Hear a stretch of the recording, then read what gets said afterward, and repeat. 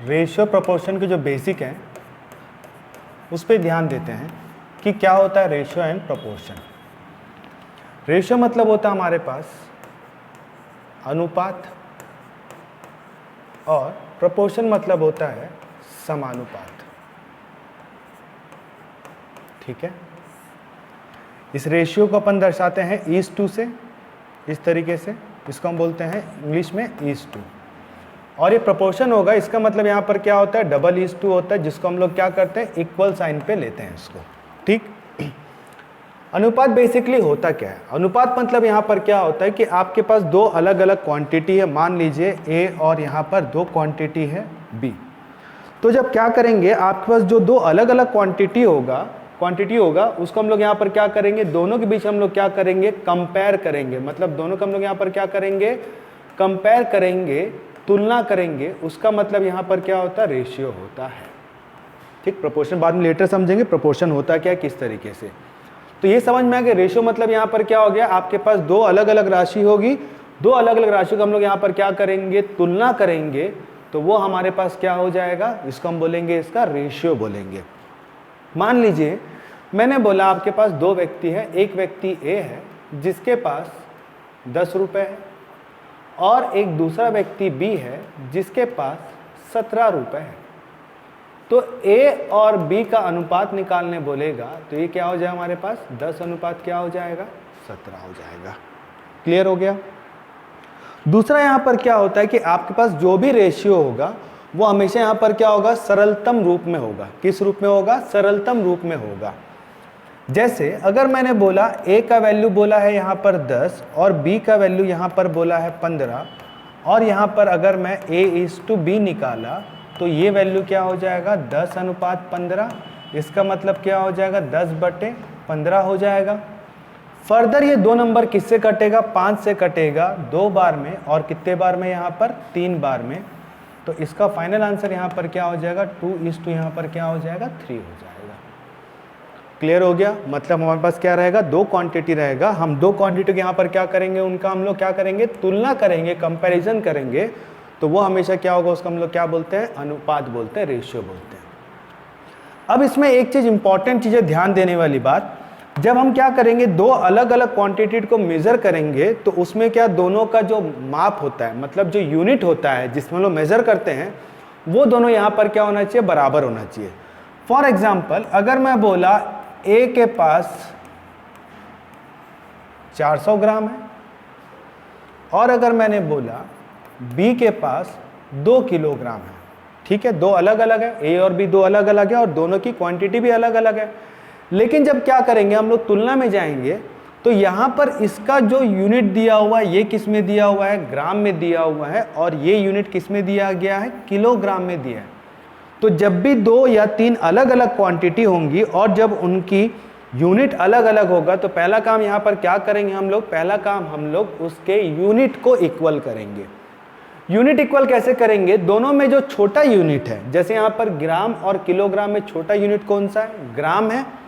तो क्या करेंगे, जो हमारे पास बड़ा यूनिट होगा, जो हमारे पास बड़ा यूनिट होगा, उसको हम लोग यहाँ पर क्या करेंगे, उसको हम लोग उसके स्मॉल यूनिट में कन्वर्ट कर देंगे। तो अब हम देखते हैं कि 1 किलोग्राम में कितना ग्राम होता है, 1000 ग्राम होता है 1000 ग्राम। तो यहाँ पर 2 किलोग्राम में कितना हो जाएगा, ये हो जाएगा 2000 ग्राम।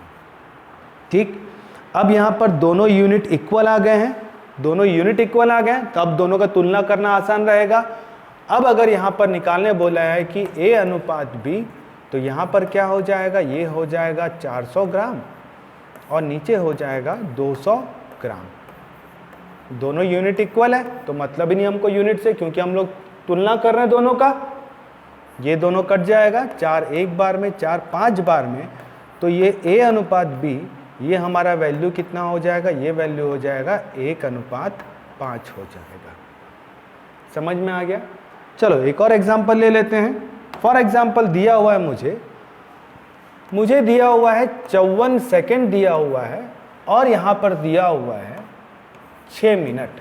दोनों का तुलना करना है, ठीक है। मान लो ये पहली क्वांटिटी ए है और ये दूसरी क्वांटिटी यहाँ पर क्या है, बी है। फिर यहाँ पर क्या फ़र्क है, यहाँ पर दिया हुआ है सेकंड्स में और यहाँ पर दिया हुआ मिनट में, ठीक है। जैसे पहले यहाँ पर क्या बताया था कि जब भी हम लोग क्या करेंगे, तुलना करेंगे, कंपैरिजन करेंगे, मतलब रेशियो निकालेंगे, यूनिट्स हमेशा क्या होने चाहिए, समान होने चाहिए। और अगर यूनिट अलग अलग होगा तो क्या करेंगे, हमारे पास जो बड़ा यूनिट होगा उसको हम लोग यहाँ पर क्या करेंगे, उसके स्मॉल यूनिट में कन्वर्ट करेंगे, ठीक है ना भाई। तो यहाँ पर क्या दो यूनिट है, एक यूनिट है हमारा सेकंड और दूसरा यूनिट है यहाँ पर क्या है, मिनट है। बड़ा यूनिट कौन सा है हमारे पास, मिनट है। और एक मिनट में कितना सेकंड होता है, एक मिनट में हमारे पास होता है 60 सेकंड होता है। इसीलिए यहाँ पर क्या हो जाएगा, ये जो 6 मिनट होगा जब इसको कन्वर्ट करेंगे तो 6 × 60 ये क्या हो जाएगा, 360 हो गया। अब ये भी सेकंड में आ गया और वो भी सेकंड है, ये भी सेकंड है और ये भी सेकंड है, दोनों की इकाई इक्वल हो गई। तो इजीली दोनों को तुलना कर लेंगे, 54 और ये 360।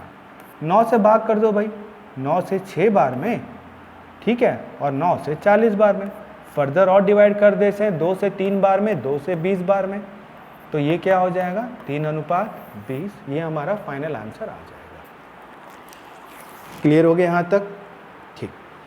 अब देखते हैं कुछ साधारण से प्रश्न, बेसिक, जो एग्जाम पॉइंट से बहुत इंपॉर्टेंट है और ये आपको समझना बहुत ज़रूरी है। आगे जाकर जब हम लोग क्या रेशियो प्रोपोर्शन के एडवांस लेवल को पढ़ेंगे या जब नंबर सिस्टम के कुछ हाई लेवल क्वेश्चंस आएंगे, एवरेज के कुछ क्वेश्चंस आएंगे, पार्टनरशिप के आएंगे, ये सब क्वेश्चन में ये अनुपात बहुत ज़रूरी होता है। आपको दिया हुआ है A/B, ये आपको दिया हुआ है 4:5, ये दिया हुआ है, और आपको दिया हुआ है B/C, ये आपको दिया हुआ है 2:3। प्रश्न में आपसे दो चीज़ पूछा गया है। पहला चीज़ पूछा गया है ABC और दूसरा चीज़ पूछा गया है A/C, ठीक है। पहला चीज़ क्या पूछा गया अपने को, ABC पूछा गया, दूसरा यहाँ पर क्या पूछा गया, A/C पूछा गया, ठीक। अब यहाँ पर A/B दिया, इसका मतलब यहाँ पर क्या हो जाएगा, इसको लिखने का तरीका और यहाँ पर क्या है, A/B = 4/5। मतलब ये जो A है इसका वैल्यू कितना है, यहाँ पर 4 है, और ये जो B है उसका वैल्यू यहाँ पर क्या है, 5 है, ठीक है। एक कांस्टेंट है, वैल्यू उसका फिक्स नहीं है, कांस्टेंट है ना, रेशियो में अपन लोग क्या कांस्टेंट लेके चलते हैं। सेम वे यहाँ पर B का वैल्यू कितना है, 2 है, और C का वैल्यू यहाँ पर क्या है, 3 है। तो पहले कंडीशन में देखें A और B कितना दिया हुआ है, 4 दिया हुआ है, और क्या दिया हुआ है, 5 दिया हुआ है। पहला स्टेप क्लियर हो गया। सेकेंड स्टेप में B और C क्या दिया हुआ, 2:3, तो यहाँ पर 2 हो गया और यहाँ पर क्या हो गया, 3 हो गया, ठीक है। अब प्लेस बचा हुआ है भाई, यहाँ पर ये वाला जगह बचा है और यहाँ पर ये वाला जगह बचा है, जगह बचा है ना।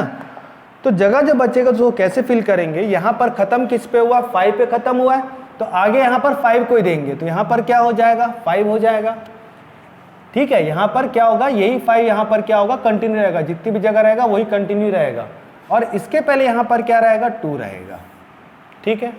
अब सीधा सीधा मल्टीप्लाई कर लो भाई, 4 2 8, ये A का वैल्यू है, 5 2 10, ये B का वैल्यू है, और 5 3 15, ये C का वैल्यू है, ये A का वैल्यू है, ये B का वैल्यू है, और ये C का वैल्यू है।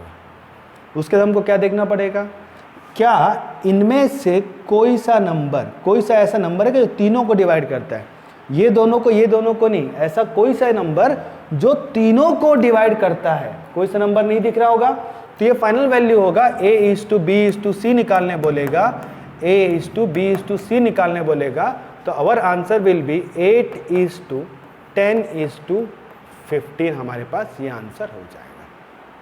क्लियर हो गया।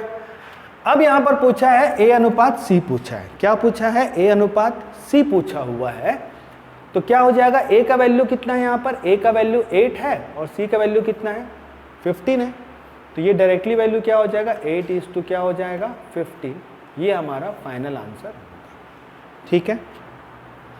अब अगर मान लो एग्जाम में आपका A/B/C नहीं निकालने बोला है और डायरेक्टली बोला है यहाँ पर A/C निकालने बोला डायरेक्टली, ठीक है, तो डायरेक्टली जब ये वाला बोलेगा कि इसका फर्स्ट टर्म, मतलब आपके पास जो प्रपोर्शन दिया हुआ है, ये जो प्रपोर्शन दिए हुए हैं, इसका अगर आपका फर्स्ट टर्म और अगर इसके लास्ट टर्म का रिलेशन निकालने बोलेगा, फिर से बता रहा हूं, आपके पास अलग अलग प्रपोर्शन देगा, कंटिन्यू प्रपोर्शन में देगा, जैसे A अनुपात B, B अनुपात C अनुपात D, इस तरीके से कंटिन्यू में देगा।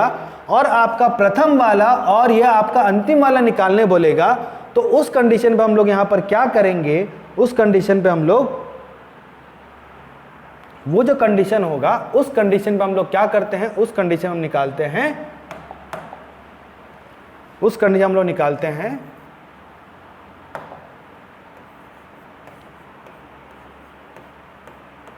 मिश्रानुपात, जिसको हम बोलते हैं कंपाउंड रेशियो। क्या निकालते हैं, मिश्रानुपात, मतलब उसको क्या बोलेंगे, कंपाउंड रेशियो। जैसे मुझे दिया हुआ है A/B दिया हुआ है, B/C दिया हुआ है और C अनुपात D दिया, मतलब ये आपको A अनुपात B दिया हुआ है, B अनुपात C दिया हुआ है, C अनुपात D दिया हुआ है, या आपको दिया हुआ है A अनुपात B दिया हुआ और आपको B अनुपात C, इस तरीके से आपको दिया हुआ है। ये इसका फर्स्ट टर्म क्या हुआ, A हुआ, इसका फाइनल टर्म यहाँ पर क्या हुआ, D हुआ, इसका फर्स्ट टर्म यहाँ पर क्या हुआ, A हुआ, और इसका फाइनल टर्म यहाँ पर क्या हुआ, C हुआ। अगर ये वाला प्रश्न रहेगा तो यहाँ पर आपको पूछा जाएगा कि भाई साहब A अनुपात D निकालिए, या आपको यहाँ पर पूछा जाएगा A अनुपात C निकालिए। तो ऐसे में क्या करेंगे, कंपाउंड प्रोपोर्शन मिश्रानुपात निकालेंगे। उसमें यहाँ पर क्या होगा, ये जो आपको दो भाग दिया हो, ऊपर वाला भाग यहाँ पर क्या होता है, अंश होता है, नीचे वाला क्या होता है, हर होता है। ऊपर वाला क्या होगा, अंश, नीचे वाला क्या होगा, हर। सारे अंश को आपस में मल्टीप्लाई कर दो, मतलब जो भी न्यूमरेटर होगा, न्यूमरेटर मल्टीप्लाई कर दो, डिनोमिनेटर मल्टीप्लाई कर दो, तो ये हो जाएगा A into B into C upon B into C into D। Automatically ये सब कट जाएगा, फाइनली क्या बचेगा, A और D बचेगा। यहां पर भी देख लेते हैं, A upon B into B upon C करेंगे तो B भी नमस्ते, और बचेगा finally A is to C। Clear हुआ। अब इस क्वेश्चन में हमको जो दिया हुआ था, हमको डायरेक्टली दिया हुआ है A अनुपात B दिया, B अनुपात C दिया हुआ है। Now we have to find out, हमको फाइंड आउट, हमको क्या निकालना है, 8 A अनुपात C निकालना है। क्या निकालना है, A अनुपात C निकालना है। तब यहां पर क्या होगा, डायरेक्टली हम लोग यहां पर क्या कर सकते हैं, देखिए ये यहां पर क्या था, this is the first term, और ये यहां पर क्या था, C, यहां पर last term. We have to find the first term and the last term, वो हमको निकालना है। तो क्या हो जाएगा, यहां पर ये जो मैं A और B का वैल्यू यहां पर कितना बताया था, 4/5 मल्टीप्लाइड बाय यहां पर क्या हो जाएगा, 2/3। 4 2 जार कितना हो गया, ये 8 हो गया, और 3 5 जार कितना हो गया, 15 हो गया। ये हमारा आंसर है। क्लियर हो गया, क्या हो गया हमारा आंसर, 8 इज टू क्या हो जाएगा, 15 हमारा आंसर आ जाएगा। ठीक, तो यहां पर हम लोग यहां पर क्या देखे, A इज टू B और B इज टू C देखे। ठीक है, अब एक नए टर्म का एंट्री कर लेते हैं। ठीक भाई, A B के साथ हम लोग मान लेते हैं हमारे पास एक नया कैरेक्टर आ गया है, उसको भी देख लेते हैं। ठीक है, फिर इसको समाप्त करते हैं अपन लोग, है ना, बाकी भी कल करेंगे अपन लोग। A अनुपात B दिया हुआ है 2/3, B अनुपात C दिया हुआ है 4/5, C अनुपात D दिया हुआ मान लो 2/3। ठीक है, again we have to find, simple है, A B C और D निकालना है। ठीक है भाई, क्या निकालना है, A B C और D। तो पहले बता दिया हूँ, ये इसका वैल्यू है, ये इसका वैल्यू है, तो ये हो जाएगा 2, ये हो जाएगा यहाँ पर 3, ये B में 4, C में यहाँ पर क्या हो जाएगा 5, अगेन C में हो जाएगा 2, और इसमें क्या हो जाएगा 3।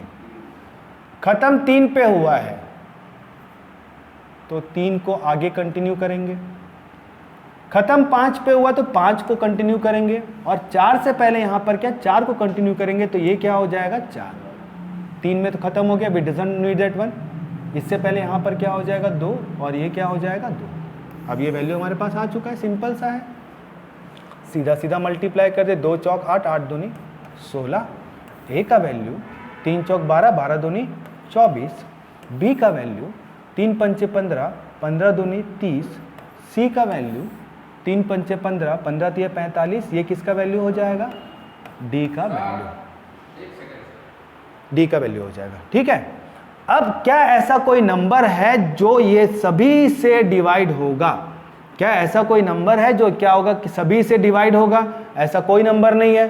तो हमारा फाइनल आंसर क्या हो जाएगा, A:2, B:2, C:2D। हमारा फाइनल आंसर क्या हो जाएगा, 16:24:30:45।